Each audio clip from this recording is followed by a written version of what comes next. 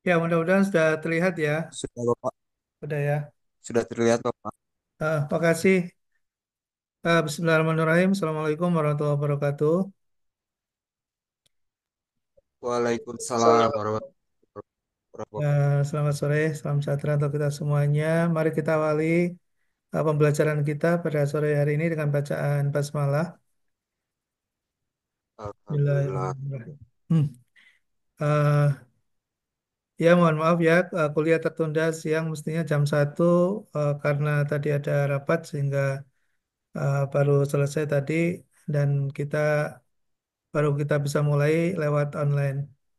Topik kita tentang menerapkan manajemen risiko ya. Jadi di lembaga keuangan mikro syariah eh, sebagai salah satu usaha yang dijalankan melalui koperasi ya, melalui koperasi dan usahanya dalam kegiatan simpan pinjam dan pembiayaan syariah, maka eh, menghadapi suatu risiko gitu ya, menghadapi suatu risiko.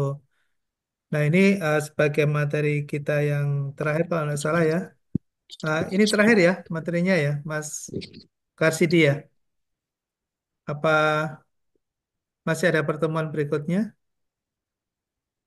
Ada satu lagi, Pak. Ada apa satu lagi Pak? Oh, ada satu lagi. Minggu depan Pak. Oh ya, baik. Eh, ini materinya masih dalam satu topik manajemen risiko ya. Kebetulan kita ada di lembaga keuangan mikro itu ada 3 risiko besar gitu yang dihadapi oleh lembaga keuangan mikro syariah. Yaitu nanti kita akan bahas satu persatu ya. Yang pertama adalah risiko pembiayaan. Ya, nah, misalnya yang pertama ada risiko pembiayaan atau risiko pinjaman. Kemudian yang kedua risiko likuiditas. Ya, risiko likuiditas. Kemudian yang ketiga adalah risiko operasional. Jadi kalau kita bergerak di sektor usaha simpan pinjam, di situ ada hal yang paling besar risikonya yaitu di risiko pembiayaan. Ya, nanti kita akan lihat eh, ya, secara keseluruhan mungkin ini pernah saya jelaskan ya di kelas bahwa usaha simpan pinjam yang dijalankan oleh koperasi, apakah koperasi konvensional ataupun syariah, atau lembaga keuangan non koperasi juga akan ada satu sistem gitu ya yang di mana elemen-elemen dalam sistem ini akan berpengaruh terhadap kondisi kesehatan yang dijalankan oleh koperasi yang bersangkutan atau lembaga keuangan mikro yang bersangkutan. Jadi kita mengenal yang paling bawah ini adalah kegiatan manajemen. Ya, di dalam manajemen itu kan ada perencanaan, ada pengorganisasian, pengarahan dan pengendalian. Nah, selain itu ada audit ya yang dijalankan untuk memastikan bahwa seluruh rencana atau kegiatan dijalankan sesuai dengan SOP-nya. Ya, lalu kemudian apalagi yang perlu diketahui di dalam koperasi atau lembaga keuangan mikro, itu kita harus tahu tentang aturan kelembagaannya. Ini ada di dalam uh, gambar yang paling tengah, bulat yang paling bulat ini. Ini ada istilah badan hukum atau badan usaha koperasi simpan pinjam atau syariah atau KSPPS. Dan di sini uh, kalau kita sedang belajar tentang koperasi simpan pinjam dan pembiayaan syariah atau LKMS, kita akan perlu tahu aturan-aturan yang mengatur tentang kelembagaan ini. Jadi mulai dari pendirian sampai ke operasionalnya. Nah, sebagai usaha yang bergerak di bidang bisnis, maka eh, seseorang yang sedang mempelajari atau sebagai praktisi dia juga harus memahami tentang praktek-praktek usaha yang baik. Nah, praktek usaha yang baik itu adalah yang memenuhi unsur-unsur dari unsur-unsur bisnis. Ya, unsur bisnis itu apa saja? Harus ada pengelolaan SDM yang benar gitu ya, SDM. Lalu kemudian ada kegiatan keuangan ya, finance ya. pengelolaan keuangan. Kemudian ada operasional. Kemudian ada marketing gitu. Jadi suatu bisnis akan bisa berjalan dengan baik kalau elemen-elemen ini ada gitu. Namun tidak cukup dengan itu saja. Kita eh, ketika akan menjadi seorang praktisi, maka juga harus tahu tentang tata kelola, ya, tentang governance. Nah, governance tidak cukup hanya sekedar governance, tapi harus good, ya. Good good cooperative governance, ya. Jadi bagaimana mengelola koperasi dengan menggunakan tata kelola yang baik. Lalu kemudian ada bicara tentang risk management. Ya, risk management yaitu bagaimana kita melakukan mitigasi terhadap risiko-risiko yang akan muncul. Lalu ada audit, ya, ada audit dan ada pengendalian internal. Nah, ini adalah prinsip-prinsip dalam bisnis yang harus diketahui oleh seorang praktisi. Nah, kalian sebagai mahasiswa nanti suatu saat akan bisa menjadi seorang praktisi secara profesional apabila memiliki pengetahuan yang cukup gitu ya terhadap elemen-elemen ini. Jadi elemen-elemennya apalagi silakan boleh dicatat dan diingat ya. Jadi yang pertama adalah manajemen. Kita harus tahu tentang manajemen, yaitu bicara tentang perencanaan, pengorganisasian, pengarahan dan pengendalian. Selain itu kita harus tahu tentang kelembagaan. Ya, kelembagaan, lembaganya apa? Kalau lembaga koperasi berarti kita tahu tentang prinsip-prinsip perkoperasian. Lalu kemudian ada prinsip-prinsip usaha atau bisnis. Nah, ini yang ada di uh, uh, tengah ini ya, yang lingkaran ada warna biru ini ya, biru orange. Nah, kemudian setelah itu harus kita ketahui juga tentang tata kelola yang baik, tentang risiko dan tentang pengendalian internal ya. Oke, nah sekarang kita akan fokus pada risiko karena ini yang menyebabkan banyak koperasi gagal atau suatu usaha bisa berhenti, bangkrut gitu ya karena tidak bisa mengelola risiko dengan baik. Nah, risiko yang terbesar apa? Risiko yang terbesar yang dihadapi koperasi seperti tadi kita sudah ceritakan di awal, koperasi menghadapi risiko ini ya, risiko kredit, risiko likuiditas dan risiko operasional. Ya, risiko kredit apa? Risiko kredit itu risiko yang disebabkan oleh gagal bayarnya anggota untuk memenuhi kewajiban. Jadi kalau misalnya ada anggota yang menerima pembiayaan atau pinjaman dari koperasi, tapi kemudian tidak bisa memenuhinya untuk mengembalikan, maka koperasi menghadapi risiko kredit gitu ya. Nah, risiko likuiditas apa? Risiko likuiditas itu ketika koperasi atau lembaga tidak bisa memenuhi kewajibannya. Misalnya ada anggota yang mendepositkan dananya di koperasi kita. Lalu pada saat jatuh tempo atau suatu waktu akan diambil oleh si pemilik dana tersebut, koperasinya tidak bisa menyediakan kewajiban. Nah, itulah yang kemudian eh, bisa menimbulkan ketidakpercayaan anggota kepada koperasi yang akhirnya bisa terjadi ras ya, terjadi penarikan besar-besaran yang bisa menyebabkan kegagalan koperasi karena dananya semua ditarik oleh pemiliknya yaitu anggotanya. Kemudian risiko operasional. Nah, risiko operasional ini risiko yang bisa terjadi setiap saat ya karena munculnya fraud atau eh, kesalahan yang dilakukan oleh para pelaksana atau manajer atau staff gitu ya yang tidak patuh terhadap aturan-aturan atau SOP yang sudah dibuat oleh perusahaan. Gitu ya. Nah, yang itu yang kemudian bisa menyebabkan risiko operasional terjadi. Risiko operasional itu bisa terjadi karena faktor apa aja? Karena faktor manusia, ya. Karena sistem bisa juga karena sistem operasionalnya atau IT-nya tidak mendukung. Atau bisa juga disebabkan karena proses internal atau SOP-nya tidak tersedia, ya. Sehingga para pekerja atau staf atau manajer tidak bisa menjalankan fungsi-fungsinya dengan baik, ya. Nah, di sini ada risiko tadi ya risiko pembiayaan atau risiko pinjaman. merupakan risiko yang terbesar ya karena di dalam struktur eh, keuangan yang dimiliki oleh usaha simpan pinjam itu yang namanya pembiayaan atau pinjaman itu jumlah portofolio itu paling besar ya. Jumlah portofolionya paling besar. Jadi kalau kita lihat di neraca yang dimiliki oleh usaha simpan pinjam, apakah itu koperasi atau LKM, tuh, maka kita akan mendapati pinjaman atau pembiayaan ya posnya itu paling besar. Sehingga kalau kualitasnya jelek, maka koperasinya juga akan menjadi jelek gitu ya, menjadi buruk. Ya, kualitas pinjaman apa yang dimaksud dengan kualitas pinjaman? Kualitas pinjaman itu eh, yang kemudian tidak eh, tidak terlunasi atau tidak terbayarkan para anggota peminjamnya. Jadi kalau ada terjadi penunggakan eh, pemenuhan kewajiban oleh anggota ke koperasinya, padahal sudah jatuh tempo untuk dibayar gitu, tapi anggota tidak bisa membayar, maka akan menurunkan kualitas pembiayaan atau pinjaman tersebut.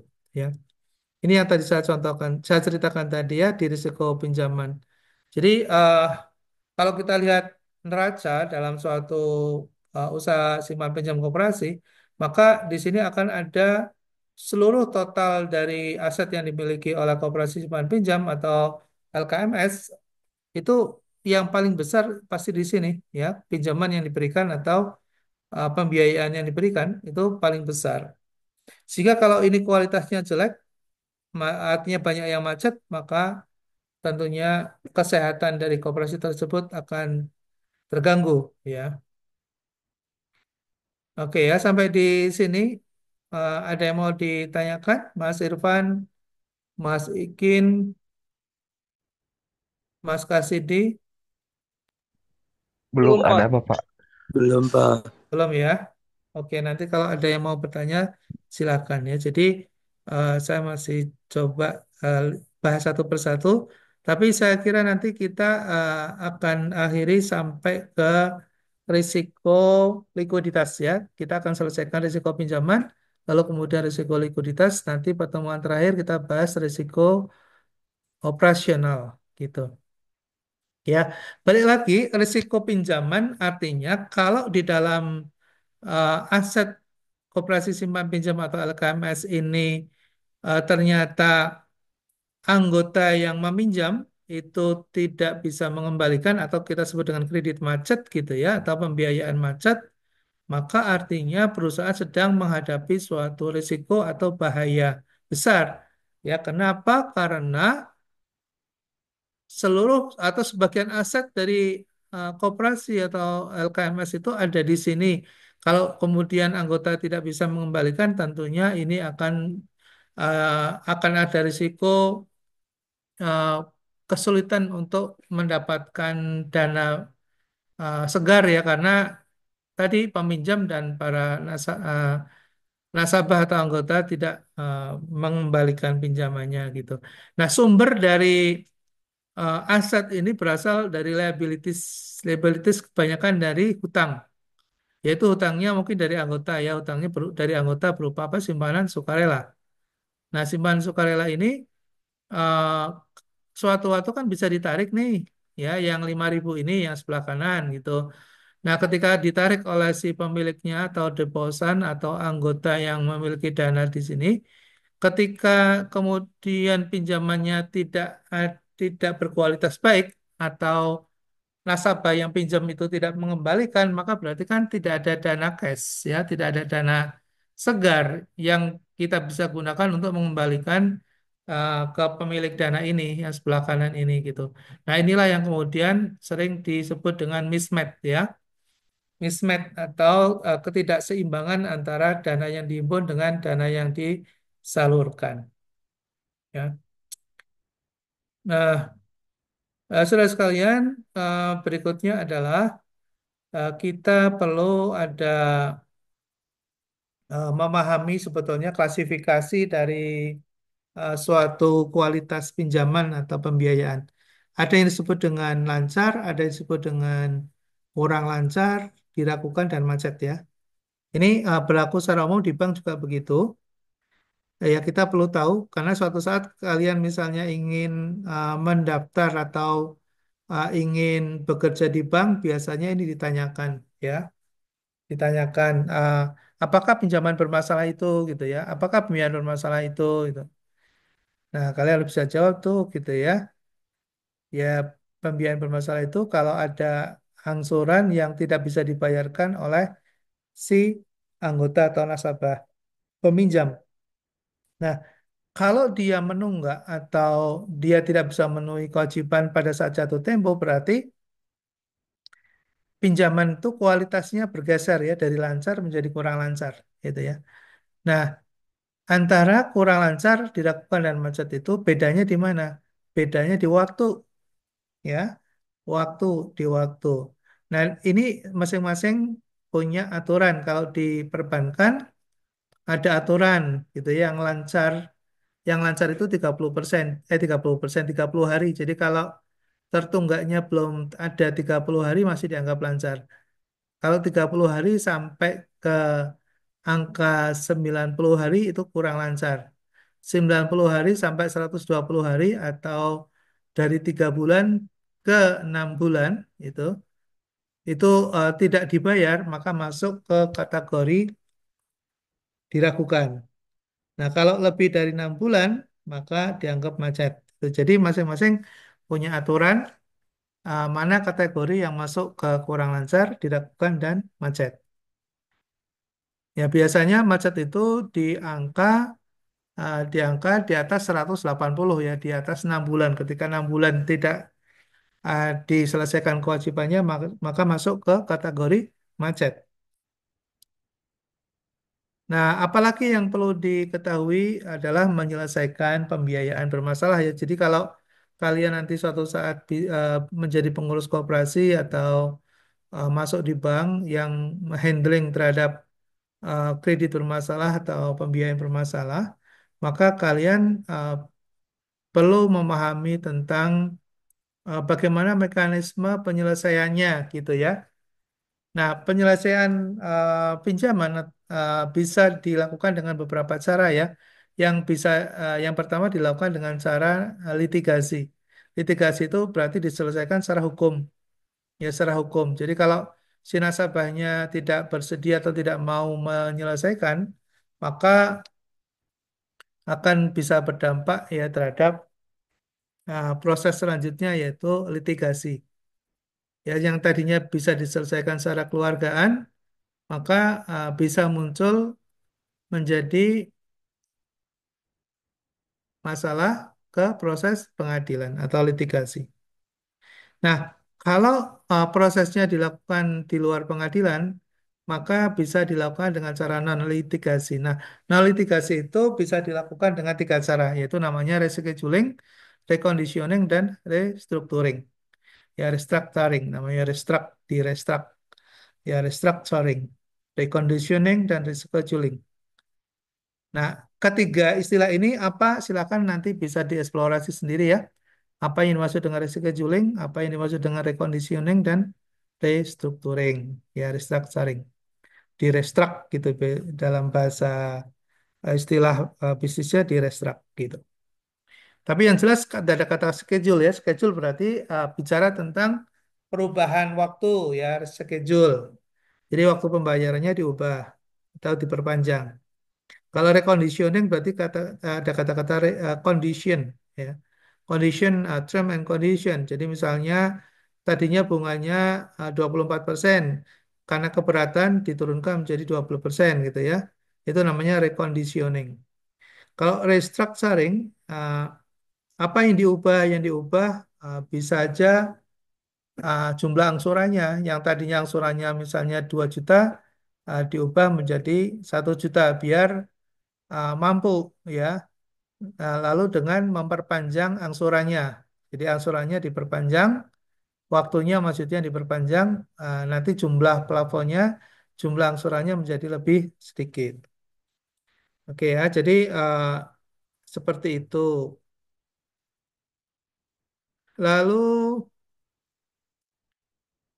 kalian juga perlu mengetahui ya kalau nanti suatu saat bergabung di bank, kemudian ditempatkan di bagian collection atau penagihan, maka kalian akan nanti diajari bagaimana cara menagih ya, collection atau collecting dengan cara melalui lesan, kemudian membuat surat, lalu dipanggil, ya membuat atau misalnya mereka tidak mau menyelesaikan dengan niat baik, maka bisa diproses melalui litigasi atau hukum. Ya, nanti suatu saat kalian bisa mendapatkan training ini dan kalau kalian memiliki keahlian di bidang ini, maka akan banyak yang membutuhkan. Ya, jadi kalau kadang karena tidak mau belajar dan tidak mau memiliki keahlian tertentu, ya banyak juga ya yang kemudian tidak bisa mendapatkan pekerjaan. Padahal pekerjaan sebetulnya banyak ya, asal memiliki keterampilan ya, kompetensi dan dia bersedia ya dan bersedia untuk bekerja itu persoalannya. Ini salah satu dari eh, peluang ya kalau kalian suatu saat ingin mendapatkan kompetensi di bidang collection ya. Nanti secara detail silakan kalian bisa pelajari lebih lanjut ya. Nah, lalu kemudian berikutnya risiko likuiditas. Ya, ini materi kita lengkapi dengan risiko likuiditas. Nanti kalau kurang jelas eh, bisa ditanyakan. Likuiditas, likuiditas ini eh, apa yang maksud dengan likuiditas tadi ya? Jadi kemampuan untuk menyelesaikan kewajiban jangka pendek itu namanya likuiditas. Jadi kalau bank atau KSP punya pinjaman ke lembaga keuangan lain, ketika jatuh tempo maka dia punya kewajiban untuk memenuhinya gitu ya, untuk membayar. Nah, ketika tidak tersedia uang kas yang cukup, maka akan menghadapi masalah gitu. Dia nggak bisa menyelesaikan kewajibannya, padahal sudah jatuh tempo.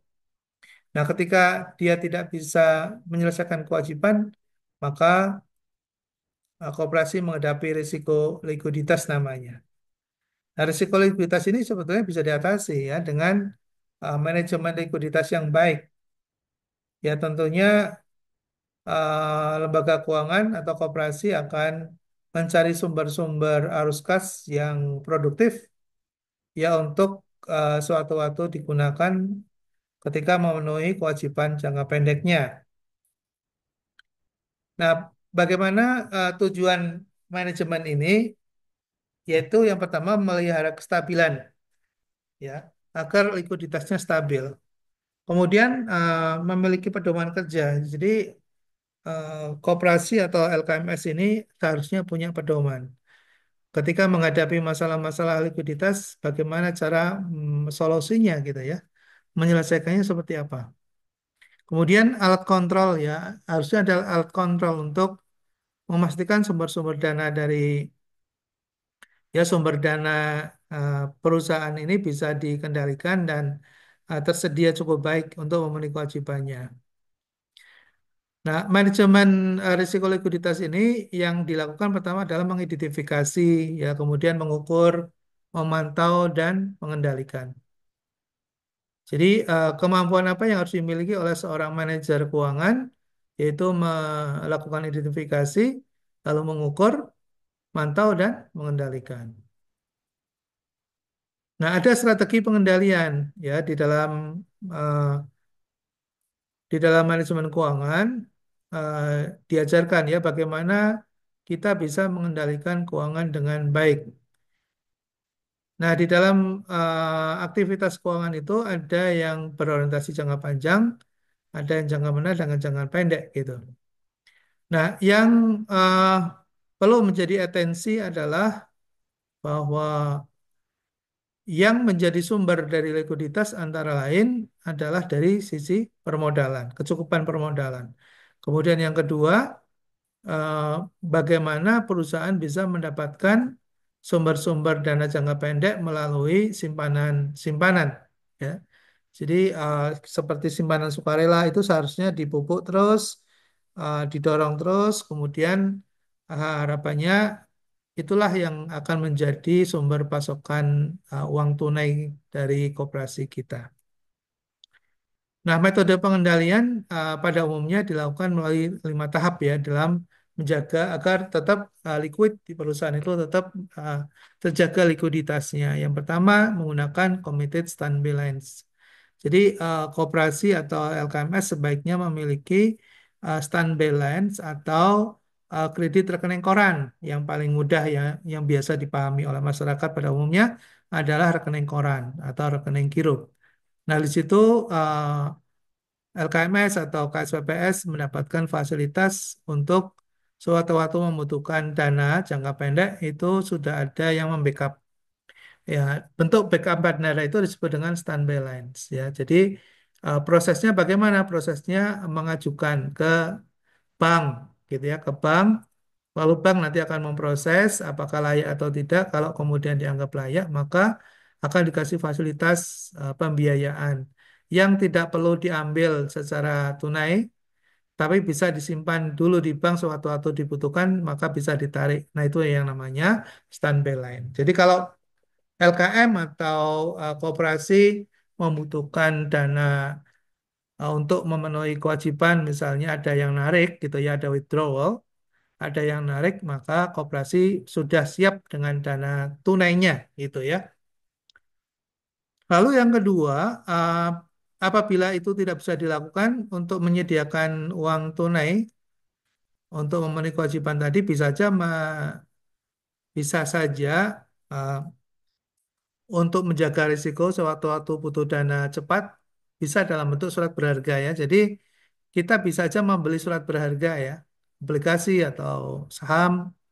Jadi sewaktu-waktu butuh uang tunai itu bisa dijual cepat ya. Kalau dalam bentuk aset yang lain kan lama jualnya, tapi kalau dalam bentuk surat berharga bisa cepat. Ya 1, 2, 3 hari selesai gitu ya. Kemudian sumber pendanaan yang lain adalah dari simpanan anggota sendiri tentunya itu murah tentunya. Dan kalau bisa dari situ akan lebih aman ya. Kemudian jangan sampai ada gap yang terlalu tinggi antara dana kebutuhan untuk menyiapkan sewaktu-waktu ada withdrawal atau memenuhi kewajiban jangka pendek dengan sumber-sumber dana yang tersedia. Lalu kemudian yang terakhir adalah contingency funding plan ya untuk sewaktu-waktu ada kegiatan-kegiatan yang mendadak eh, perusahaan atau lembaga keuangan sudah memiliki dana yang tersedia dengan baik. Sumber risiko likuiditas eh, bisa berasal dari tiga ini ya. Kan sumber risiko likuiditas langsung itu bisa eh, kita bisa atasi dengan menggunakan likuiditas aset. Ya, ketika kita tadi cerita mengenai apabila ada dana yang lebih atau over liquid bisa ditempatkan ke bentuk simpanan di bank atau deposito yang sewaktu-waktu bisa ditarik. Bisa juga kita taruh di pasar modal dalam bentuk tadi ya obligasi atau saham. Nah, itu akan lebih mudah ditarik ya atau menggunakan standby line. Nah, hal lain adalah yang sering dihadapi oleh LKM atau koperasi adalah krisis ya krisis. Krisisnya di mana? Krisisnya apabila tadi ada isu-isu eh, tentang gagalnya koperasi simpan pinjam itu akan bisa berdampak terhadap koperasi yang lain. Nah, itu perlu diantisipasi ya untuk apabila ada anggota yang punya dana lalu kemudian ikut menarik gitu. Lalu ada general market crisis, ada juga yang disebabkan bukan oleh internal ya, tapi oleh koperasi di luar ya karena ada isu-isu yang kurang baik. Gitu. Jadi ada spesifik crisis, ada yang general crisis. Kalau yang spesifik itu eh, kaitannya dengan KSP itu sendiri, sedangkan yang general crisis karena kondisi makro ya yang tidak baik. Nah, apalagi yang perlu kita ketahui kondisi yang ada di suatu lembaga keuangan mikro adalah kondisi normal, tapi juga ada kondisi yang darurat. Normal itu ya apabila terjadi seperti hari-hari biasa begitu, penarikan ya biasanya tidak lebih dari 5% ya withdrawalnya gitu. Nah, kalau yang darurat itu kalau kemudian penarikan dalam satu hari itu bisa lebih dari 20%. Nah, itu dananya pasti akan terkuras habis itu ya. Nah, kalau dalam kondisi normal maka koperasi bisa menyelesaikan eh, mengendalikan risikonya itu dengan lebih smooth ya karena lokasi asetnya bisa dikendalikan dengan aman, kemudian eh, juga bisa melihat pedoman dan tentunya kita tetap melaporkan ya karena kalau kita sistem reportingnya tidak baik, misalnya katakanlah jatuh tempo deposito di koperasi itu eh, misalnya di tanggal 20 misalnya, itu akan ada jatuh tempo deposito. Tapi karena administratornya itu tidak cukup aware, tidak paham, dia tidak melihat pada saat tanggal 20 itu seharusnya mungkin 3 hari atau jauh sebelum jatuh tempo itu sudah dipersiapkan dana terlebih dahulu ya, dana tunai terlebih dahulu. Nah, kalau reportingnya tidak bagus ya, eh, tiba-tiba kaget ada datang jatuh tempo untuk narik depositonya misalnya eh, tiba-tiba narik 100 juta gitu ya, padahal uangnya hanya 50 juta. Nah, itu maka bisa terjadi eh, muncul masalah ya karena kehilangan kepercayaan dari anggota pemilik dananya tadi yang mau menarik 100 juta kok adanya cuma 50 juta. Nah, itu bukan kesalahan dari anggota ya, tapi kesalahan dari manajemen. Kenapa? Karena manajemen seharusnya tahu bahwa tanggal 20 itu akan ada penarikan yang jatuh tempo dari depositonya gitu. Ya, jadi perlu ada pengendalian yang dilakukan oleh manajemen agar jangan sampai terjadi penarikan oleh anggota pemilik dana tapi tidak tersedia dananya dengan cukup. Nah, itu yang disebut dengan risiko likuiditas. Baik, sampai di sini mungkin ada yang mau ditanyakan, silakan. Kalau ada yang mau ditanyakan, Mas Irfan, Mas Sidik, Mas Kikin, Mbak Sofi, ada yang mau ditanyakan? Pak, mau nanya Pak ini Pak. Iya, silakan, Mas. Kalau misalnya deposito itu kan sebelum jatuh tempo, kalau misalnya diambil gimana Pak? Iya, kalau kita punya Apakah deposito, betul. Misalnya kita taruh di bank ya, di bank. Lalu kemudian sudah jatuh tempo, sebelum jatuh tempo kita tarik boleh apa enggak gitu kan pertanyaannya ya. ya Pak? Ya biasanya kalau di bank boleh saja sih ditarik, tapi kena penalti gitu. Jadi penalti itu apa? Penalti itu semacam sanksi ya kita bunganya mungkin tidak akan diberikan penuh. Ya, misalnya kita dapat bunga 1 bulan misalnya 1 bulan misalnya 1% gitu mungkin tidak akan diberikan 1%, dan bisa ada kena sanksi juga gitu, kena sanksi juga, sanksi penalti berapa persen gitu. Artinya kita sebagai pemilik dana mungkin bisa aja menarik tapi tidak akan menerima eh, bagi hasil secara penuh gitu ya. Itu Mas Kasidi, Oke. boleh bisa. Tapi kalau misalnya uang itu kepotong, kayak ibaratnya 10 juta jadi kepotong jadi berapa persen gitu Pak? Ada nggak Pak? Kalau misalnya gitu. Iya, bisa kena risiko penalti tadi ya. Oh iya Ya. ya Pak. Ya, Baik Pak, makasih Pak. ya, sama-sama. Ada lagi? Ya. Makanya kalau kita mau naruh dalam bentuk deposito, sebaiknya jangan ditarik sebelum jatuh tempo itu, ya. Karena kalau ditarik sebelum jatuh tempo, kita akan kena penalti. Ya, ada lagi?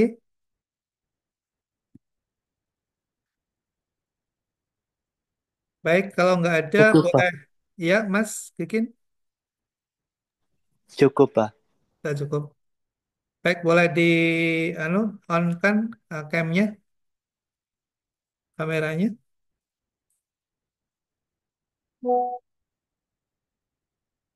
Oke, Mas Irfan, Mas Kikin, Mas Kikin, halo.